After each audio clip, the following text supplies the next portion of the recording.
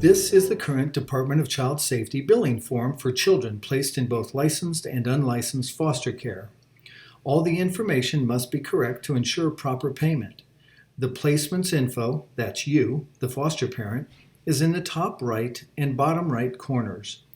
The information on each shaded line is what the department has in its system for the child.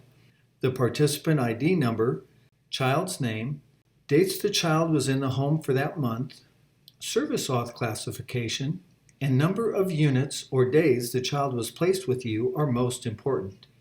If any of the information is incorrect, the placement must draw a line through the incorrect info and write the correct info on the blank lines directly below in the same column.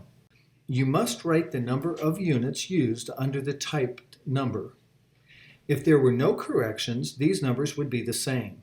If not, they should be corrected. You will not be paid unless you verify the numbers in this column by writing the correct numbers directly below. The actual rates or amounts paid are set and auto-populated amounts. Those rates also need to be verified off the current foster care rate chart, especially if a child has been classified as medically fragile or at a special rate.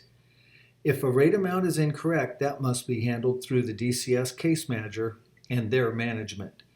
Payment processing does not change rate amounts, so no corrections can be made in these columns. If a child is completely missing from the statement, write their complete information, as shown for the other children, in the first blank shaded line and include all info in the first 7 columns.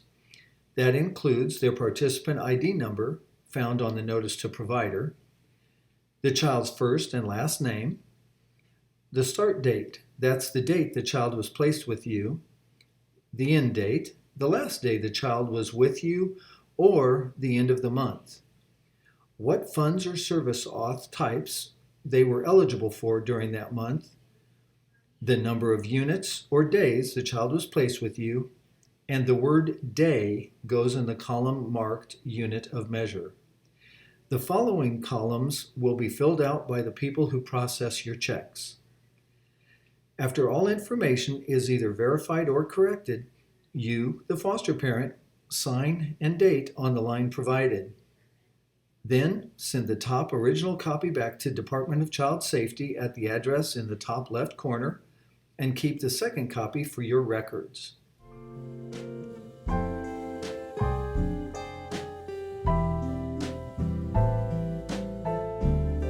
Congratulations!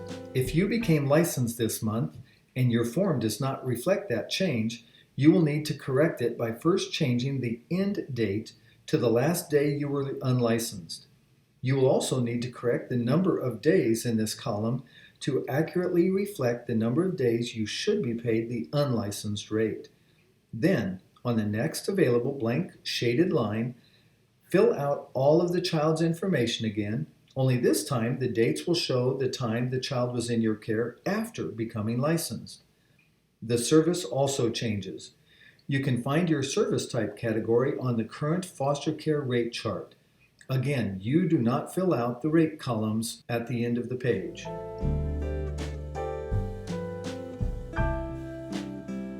Happy birthday!